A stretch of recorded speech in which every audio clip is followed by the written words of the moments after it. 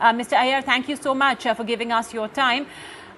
Good numbers, strong profit growth. Provisions are down on a sequential basis. Let's focus in first on the provisioning bit. How do you see that pan out for the rest of the quarter, and the profitability as well for the rest of the fiscal?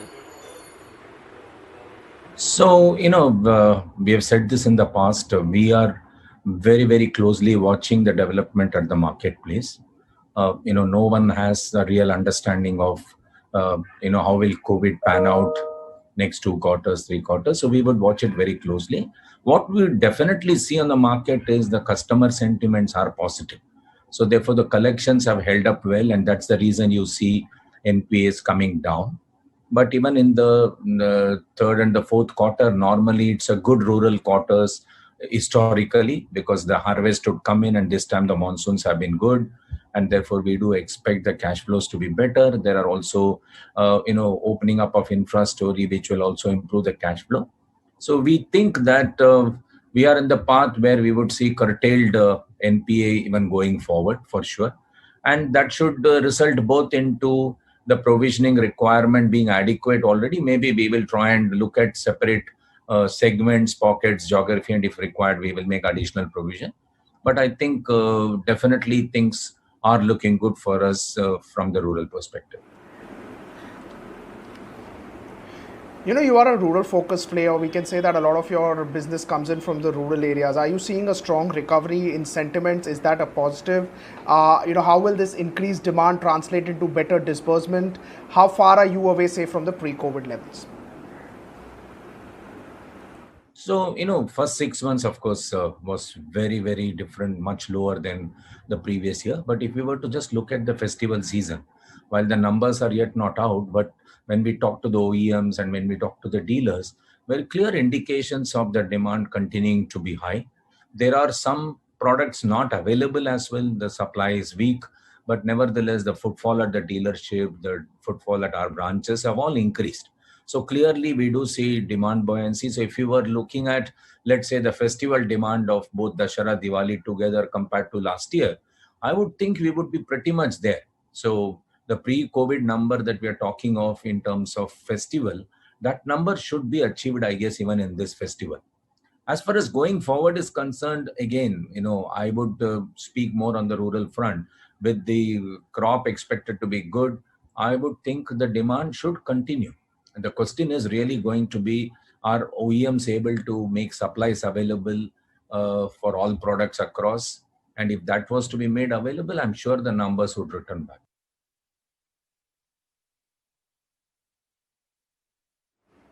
Right. Sir, asset quality has actually improved this quarter. You have mentioned that you don't see much concern on NPA going ahead. However, analysts believe that there could be some spike in the near term. What would you say to that?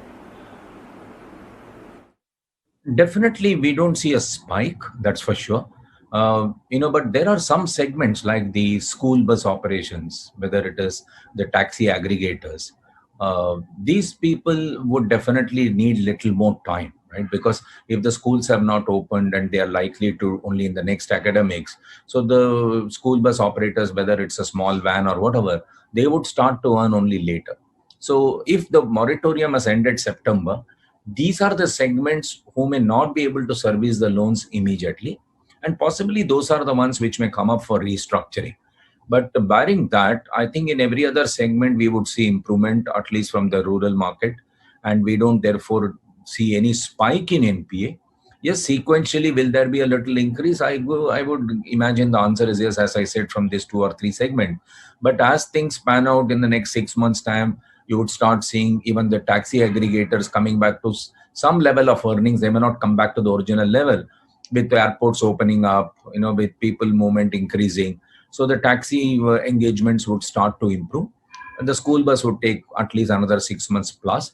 Bearing these 2 segments, I think we don't see NPA spike at all. And rural, normally October to March is a cash flow quarter.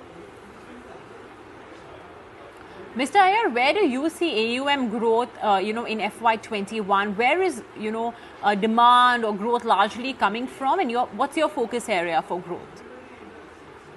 So clearly we see demand for Small pickup vehicles, LCVs, are doing well because they are all essential goods carrier, fruits, vegetables, traders.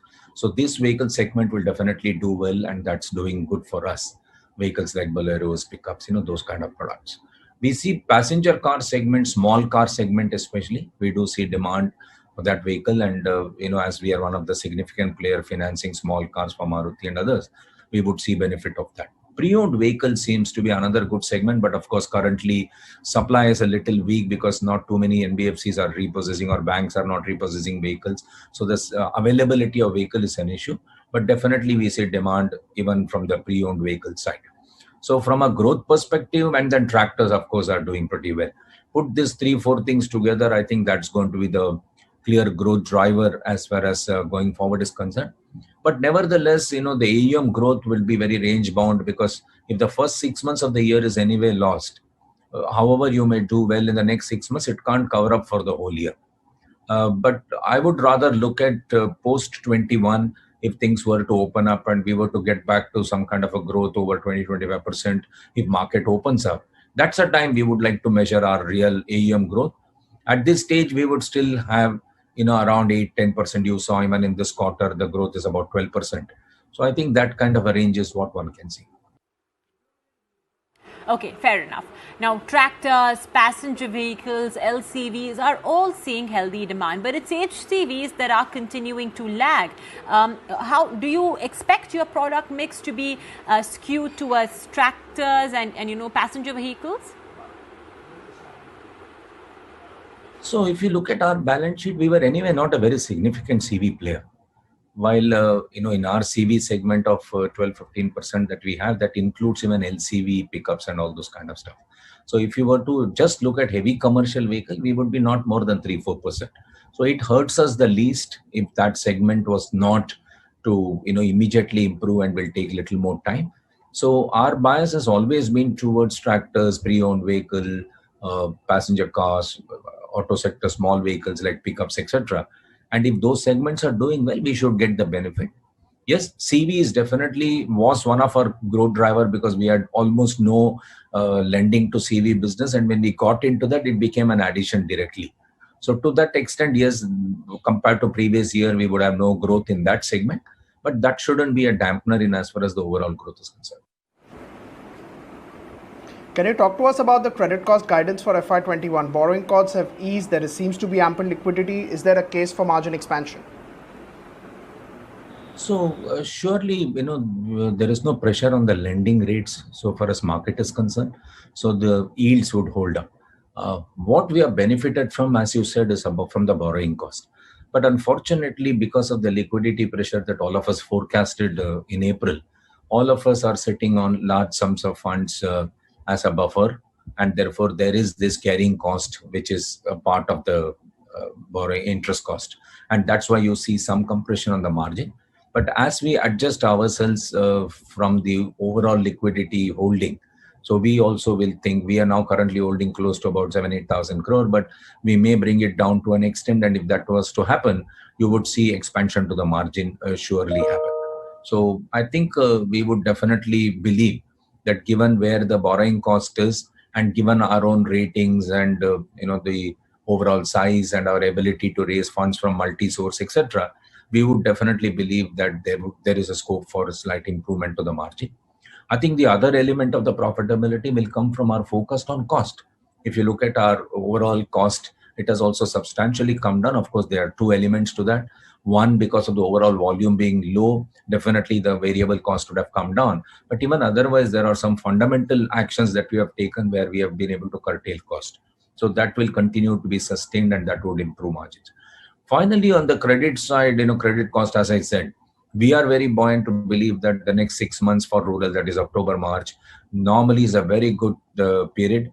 And we do see signals of that from good monsoons. We see spending on the infra fund.